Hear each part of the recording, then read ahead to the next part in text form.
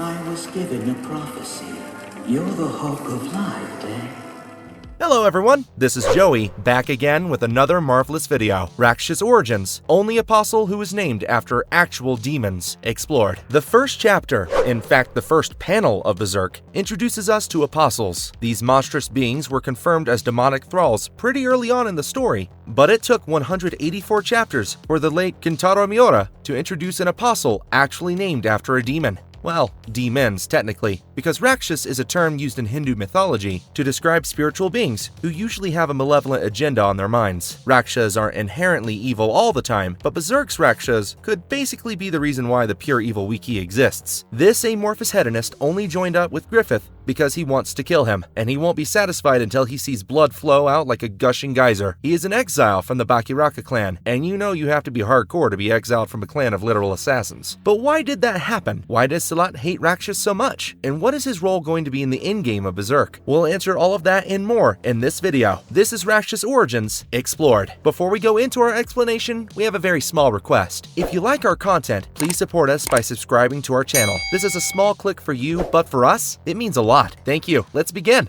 They were devious and possessed great mystical powers, but not all of them were entirely evil. Rakshas from Hindu mythology. The term malevolent is absolute. It describes the malign, evil intentions that lurk within a being's thoughts and motivations. Rakshas have a unique relationship with this term because, as we stated in our introduction, not all of them were purely evil beings. Hindu mythology places a lot of emphasis on the cyclical nature of life and how necessary evil isn't going to necessarily receive divine punishment. In the Mahabharata, the divine king Krishna, who is one of the most famous and revered avatars of the preserver deity Vishnu, compels his peer Arjuna to wage bloody war against his own family members because it was his moral duty to do so. This is just one example of many that populate Indian scriptures, and this gray sense of morality also applies to the Rakshas. Here, we must ask you to make one important distinction. A Rakshas isn't an Asura or a Yakshasa, which are demons and forest spirits respectively. There are multiple origin stories for the race of Rakshas, and most of them seem to involve the creator deity of Hinduism, Brahma. According to the Vishnu Purana, Rakshas were born when Brahma assumed a form that was the essence of foulness, and produced from it beings of hideous aspects with long beards who were born from Brahma's primal hunger. These beings, emaciated by their own hunger, cried out to their creator to preserve them, and thus he did. Thenceforth, they were known as Rakshas, those preserved by the creator. The word Raksha in Hindi means protection, and it's possible that the Rakshas derived their title from an earlier form of this term, originating in Sanskrit. A common theme in many Rakshas epics is gluttony. Rakshas are often depicted as cannibals who use their power of Maya, aka casting illusions, to get their fill and go about their day. One of the most famous Rakshas in Hindu mythology is Himdiba, a cannibalistic demon chieftain who wanted to eat one of the Pandavas alive. There are many beings like Himdiba who populate these eastern epics. But there are also beings who are proper altruistic. For a race so closely associated with evil, Himdiba's own sister, Himdibi, refused to follow her brother's commands out of love for Bhima, one of the Pandavas, and this refusal is what eventually got her brother killed. The couple were married soon after, and Himdibi bore Bhima's half-Rakshas son, Gaidotkach, who played a key role in the Pandavas' victory at the mythical battle of Kurukshetra against the evil Kauravas. He was also instrumental in stopping the tradition of human sacrifices for his particular clan, after his father Bhima taught him the value of human life through a harsh but necessary deception. But perhaps the greatest example of Raksha ambiguity is the legendary king of Lanka, Ravana. Possessed of 10 heads, or 9, depending on which Purana you're reading, Ravana was one of the most respected and feared Rakshas of his age. He was exceptionally well-read and knew the ins and outs of politics and warfare. He was a sage who devoted his worship to Shiva and was granted a boon of immortality after 11,000 years of tapasa. He was a king who ruled over a golden empire, but he threw it all away for one woman, specifically Sita, who was the wife of Rama, the avatar of Vishnu assumes in the epic Ramayana. Ravana was an exemplary example of how Hinduism respected the dichotomy of mortality. His land was beautiful, his rule was prosperous, but his hedonistic tendencies were what led him astray. In the end, even his younger brother Vibhishan, who was a Raksha himself and an important courtier in Ravana's palace, ended up defecting to Rama and assisted the divine being in slaying his elder brother. Rakshas are as complex as humans, and though they are possessed of supernatural abilities, their desires are no different from those of humanity. The same thing cannot be said for Berserk's Rakshas, whose desires quite clearly fall on the darker end of the scale of morality, and whose motivations are so twisted, he makes certain Arkham residents appear sane. So now that you have an idea of the inspiration behind this apostle, let's start talking about him, shall we?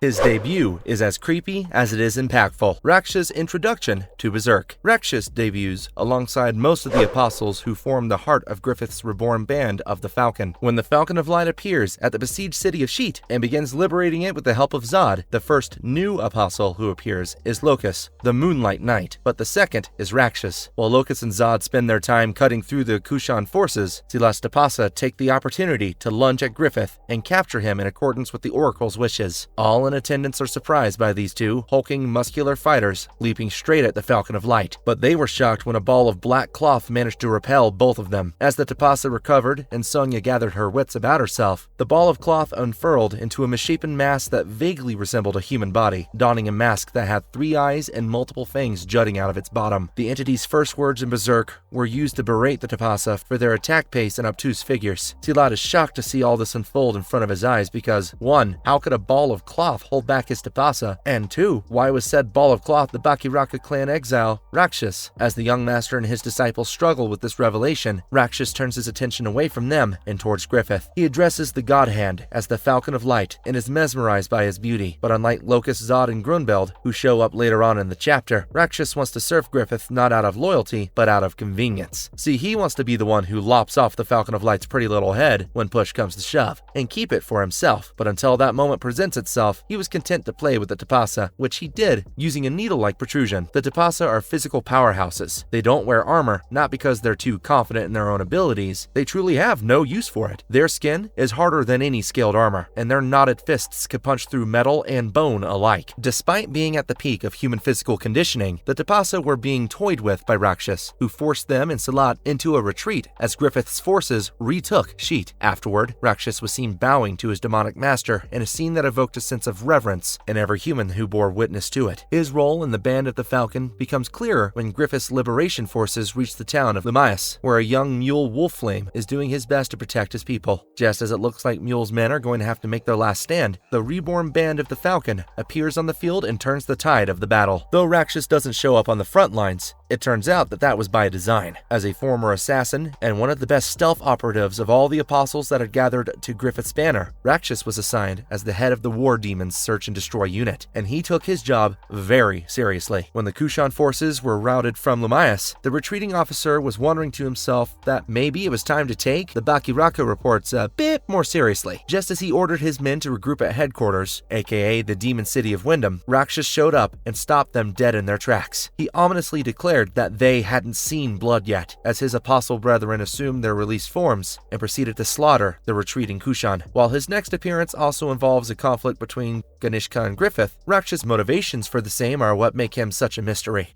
He knows too much, we don't know why, and that can turn out to be a problem for someone unexpected. Rakshas' involvement in Griffith's campaign. The next time we see Rakshas pop up in the story, it is once again in front of his fellow Bakiraka kinsmen, but the context of his appearance is starkly different. He appeared in Sheet with the intent to pledge allegiance to Griffith, and use that to kill him later on. Fighting the Bakiraka was just playtime for him, but now that he had allied himself with Griffith, he was going to do everything in his power to serve his master well, even if it didn't include assassination. After the disastrous display by the Kushan army at Sheet, Silat and his Tapasa were relieved from their duty of capturing the Falcon of Light. Though his followers protested the dismissal, calling it an insult, Silat himself remained more pragmatic. The Bakiraka clan was apparently exiled by the Kushan Empire decades ago, and the only reason the young master himself was scouting for the Emperor's enemies was so he could restore his clan to their true home. Yet even this desire to see his ancestral birthplace once again could not blind Silat from sensing that the man he was serving under was nothing less than a dread emperor. And for some reason, Rakshas really wanted him to know his intuitions were spot on. After being dismissed from the Dread Emperor's demon court, Silat and his Tapasa start making surveillance rounds in the city of Wyndham. That's when they come across a few dead guards and realize that they were not safe. What they didn't realize was that one of their own was perhaps the main cause of their unease. As Silat and the Tapasa looked around for the intruder, Rakshas emerged from the ground between them. Their reflexes were fast enough once they sensed him, but the fact that they even let him sneak up on them was indicative of how far the Bakiraka had fallen in Rakshas' eyes. He easily evaded both Tapasas in close range and the chakram sent slicing in his direction by simply using his amorphous body to steer clear of them all. Silat questioned why Rakshas was there in the first place. He assumed it was because he was sent to assassinate the emperor. This makes perfect sense because, even though he was in exile, Rakshas used to be part of the Bakiraka clan at one point, and his abilities to kill his target with the utmost stealth and precision were being made more evident with his every appearance. But the apostle rejected this proposal, stating that there was a different reason this time, just as Sir Locus's vanguard rode into Wyndham, while the Moonlight Knight and his war demons cut through Ganishka's forces, human and inhuman alike. Rakshas led his former Bakiraka brethren into a game of cat and mouse. Silat had called him an ineffectual assassin earlier for revealing himself before striking his target, which he presumed was the emperor. Now, Rakshas wanted to see the worth of his ambition by having Silat and the Tapasa chase him through Ganishka's demon city. To that end, he made them follow him across multiple rooftops, with the checkered line being placed at the massive, domed pantheon that seemingly stood in the middle of Wyndham. Silat and the Tapasa, being flesh and blood humans, did not, or rather could not, force their way past without killing at least half a dozen of their own kin. Rakshas had no such reservations. As an apostle, he had already transcended his humanity, so he slaughtered the guards in the blink of an eye, and probably without giving it much of a thought as well. This opened up a path for the young master and his disciples to go inside, and what happened next is very intriguing to take note of. Silat was horrified by the sight of Daiba's man-made behelit, partly because he didn't understand what he was seeing, but also because he could plainly deduce that this was some kind of illicit demonic magical ritual. After all, Daiba's Harshada were lowering women into a monstrous vat that would give the centipede a run for its money, and birthing literal demon spawns from their bellies, and before you ask, no, consent was not involved. Silat was baffled by this unnatural birth that he had just witnessed, and had so many questions running through his mind, but he didn't expect Rakshas to answer them for him. The apostle emerged from the shadows and broke down the process of Daka creation pretty accurately if you ask us. Ganishka used the bodies of living apostles, or more specifically the evil essence dwelling within them, and mixed it with amniotic fluid, which causes a pregnant woman's fetus to develop into a monstrous Daka that then bursts forth like Ridley Scott's Alien. Silat, obviously oblivious to all this, asks Rakshas the meaning of his words, and the apostle simply leaves him with a warning about the inhuman nature of his demon master. What is interesting about this entire exchange isn't the fact that Rakshas immediately deduced Ganishka's method for creating Daka. That is impressive. What is interesting is that he revealed all this information about the astral world and the nature of apostles to Silat. This has put the young master of the Bakiraka in a unique position of being one of two people who actually know the true nature of apostles and the God Hand to an extent, the other one being Rickert. And this is why we don't think it is a coincidence that all three of these major characters from the Berserk verse come together when the Gigachad Rickert arrives from Falconia. But that comes in the next section. After assisting in the rescue of Princess Charlotte and the decimation of Kushan forces at Ritanis, Rakshas decides to hang back and be an observer of the climatic battle of Wyndham. When Ganishka assumes his Shiva form and starts crushing everything underneath his humongous feet, Griffith calls for Zod and flies up to his head. Once the God Hand reaches there, he prepares to strike at the core of Shiva's consciousness itself. And it turns out there are more than a single observer to this event. As the panels show us Zod watching his master at work, it zooms in on his wings, and we see that the devious Bakiraka apostle had disguised himself within the immortal one's wings. Rakshas watches intently as Griffith, or rather Femto, starts giving Ganishka the light that he had always wanted. Before he can move in for the kill, the Skull Knight emerged from out of nowhere and swung at Femto with the sword of actuation. However, the God Hand was able to use his own temporal powers to manipulate the strike and open up a fissure into the astral world, causing the advent of Falconia. This made Rakshas first-hand witness to the creation of the new world, and you'll see why that is important now.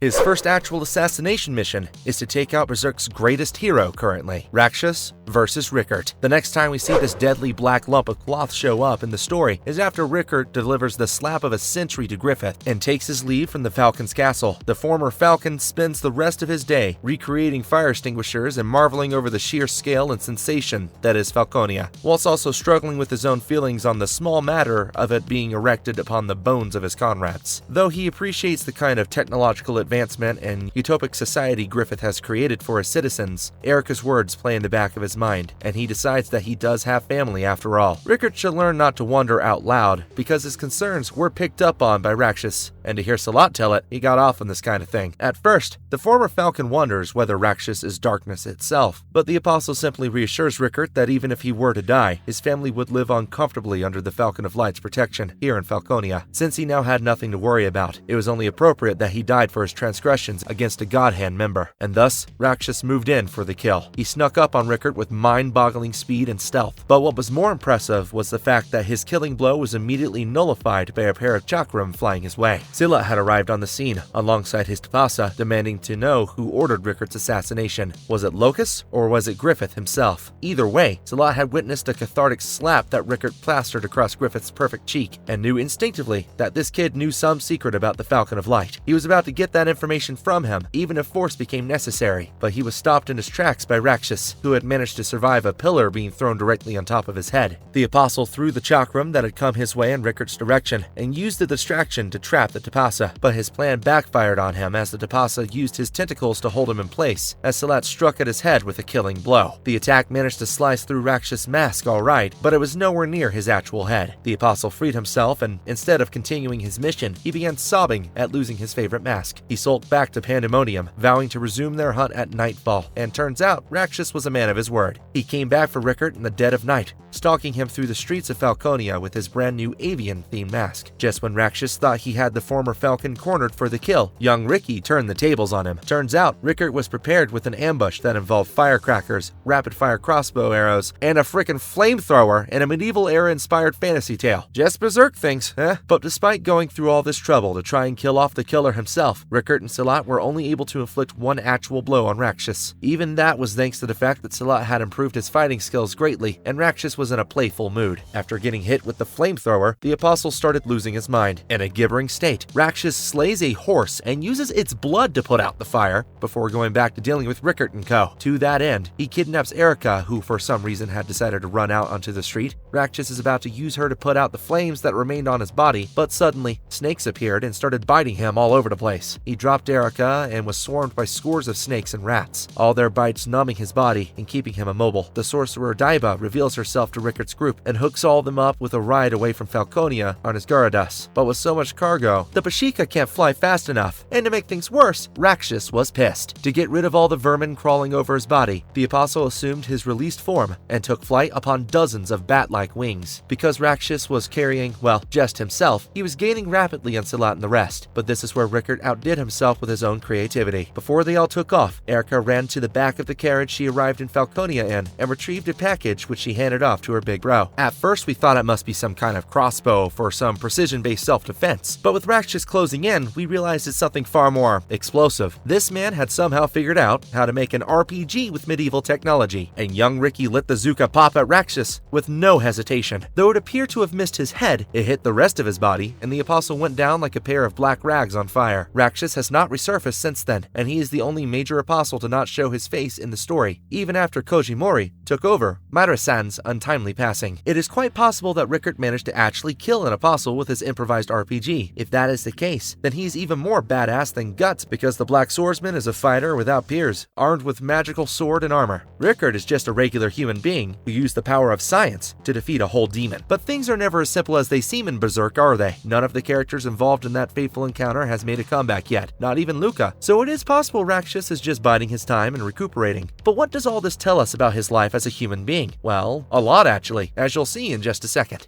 A killer who derived an ungodly amount of pleasure from the act itself and was probably condemned for the same. How Rakshas became an apostle. Across all of Rakshas' appearances, we get sprinkles of information about his previous life, mostly from Salat, but that combined with his motivations give us a pretty good idea of what Rakshas might have been as a human. A few things we know already. He was a member of the Bakiraka clan, an elite group of assassins who had been exiled from the Krushan mainland centuries ago. Given that Salat seems to know Rakshas personally, we can assume that both of them grew up in the same hidden Bakiraka village that is located in an as yet unknown mountain. They may have grown up as contemporaries, which means that Rakshas too was proficient in all the weaponry that made Bakiraka such fearsome killers. But where these two people diverge from one another seems to be in their philosophy behind assassination. When Salat engaged Rakshas, he condemned him for desecrating the assassin's way, because death was something meant to be administered to a target, not indulged in. Out of all of Griffith's apostles, Rakshas is perhaps the most bloodthirsty, and he seems to have made a habit of playing with his targets before finishing them off. This must be a taboo practice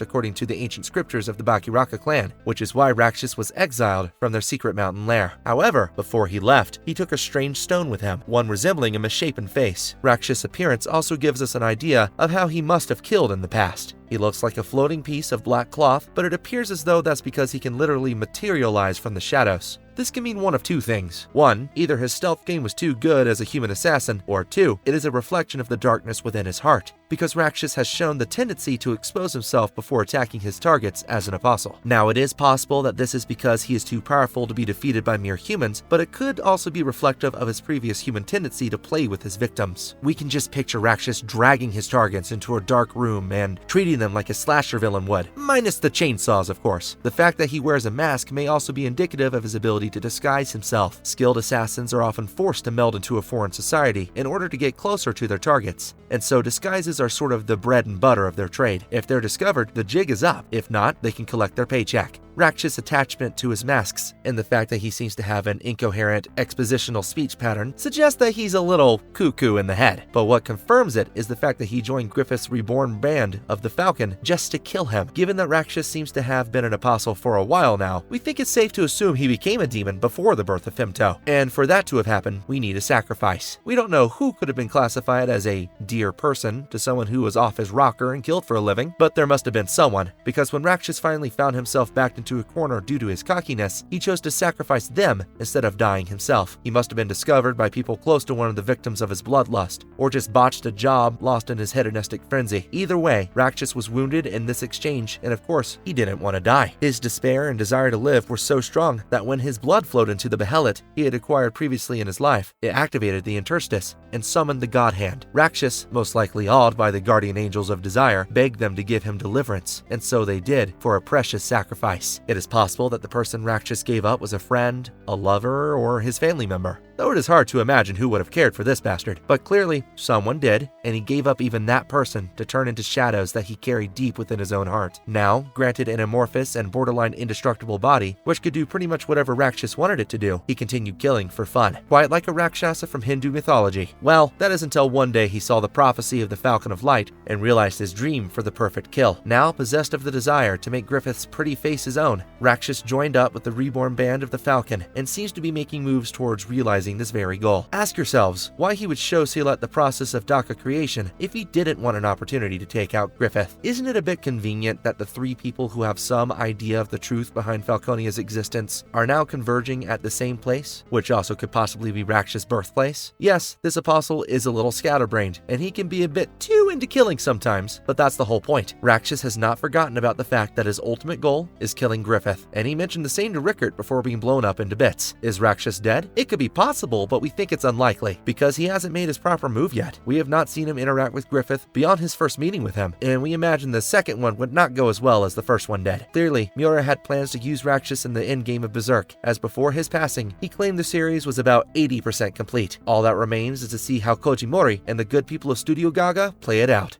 Marvelous verdict. And that's it for this video. Rakshas is one of the most intriguing apostles of all of Griffith's war demons, precisely because he is such a mystery. Why does he want to kill the Falcon of Light? Why was he exiled from the Bakiraka clan? How did he become an apostle? And will he get his revenge on Rickert? Personally, we don't think we're going to get an answer to any of these, except the last one, because Rickert would just put him 6 feet under in the blink of an eye. That's just not an argument. What we want to see is how this literal rag is going to try to kill Femto, when Ganishka couldn't even in his Shiva form. And also, what happens when he inevitably fails?